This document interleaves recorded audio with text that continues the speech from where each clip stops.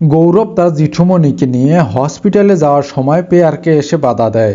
হ্যাঁ বন্ধুরা, এমনটাই দেখতে পারবো 2 শালিক ধারাবাহিক নাটকে আগামী পর্বগুলোতে। গৌরবের জেঠুমনি পুজো করার সময় হঠাৎ অসুস্থ হয়ে যায়। গৌরবের মা ভয় পেয়ে ঝিলিককে বলে, তাড়াতাড়ি গৌরবকে ডেকে আন। গৌরব এসে জেঠুমনিকে দেখে বলে, এক্ষুনি হসপিটালে নিয়ে যেতে হবে। এরপর গৌরব সহ ছাতাবাড়ির সমস্ত লোক মিলে জেঠুমনিকে নিয়ে হসপিটালে যেতে থাকে। তখনই হঠাৎ পেয়ারকে এসে বলে, আমার পারমিশন ছাড়া কেউ হসপিটালে নিয়ে যেতে পারবে না।